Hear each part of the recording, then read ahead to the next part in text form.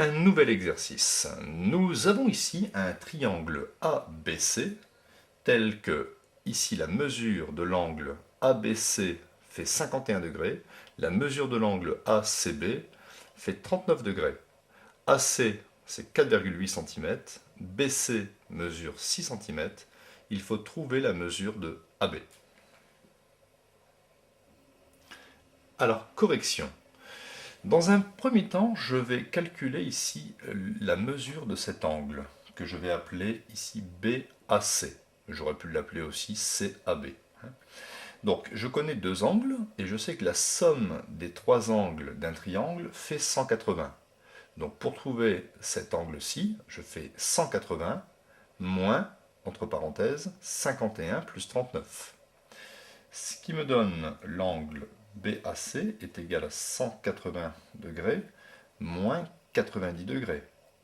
Ce qui me donne au final que l'angle BAC est égal à 90 degrés. C'est un angle droit. Donc ici, je peux mettre un angle droit et tout de suite, je pense au théorème de Pythagore. Vous voyez, c'est un petit peu normal. Si on est en train de faire l'étude des triangles rectangles et du théorème de Pythagore, c'est qu'il doit apparaître à un moment donné quelque part. Donc on y va. Dans le triangle ABC, rectangle en A, on a d'après le théorème de Pythagore, l'hypoténuse au carré, c'est-à-dire BC au carré, est égal à AB au carré, ce que je cherche, plus AC au carré. BC au carré, BC c'est 6, donc ça me fait 6 au carré, est égal à AB au carré, plus 4,8, AC mesure 4,8 au carré.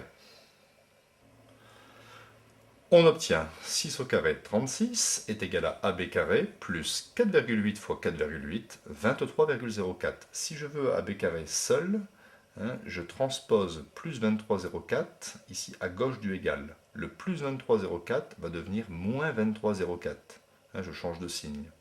Donc AB carré égale 36 moins 23,04.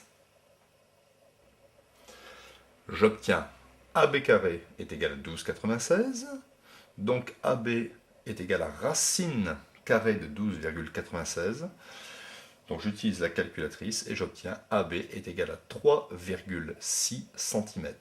Je peux ici reporter 3,6 sur le schéma. Donc vous voyez, on peut manipuler ici divers outils, on peut utiliser divers raisonnements comme la somme des angles dans un triangle qui fait 180 pour trouver un angle qui sera un angle droit. Et avec cet angle droit, je pourrais appliquer le théorème de Pythagore pour trouver la mesure d'un côté.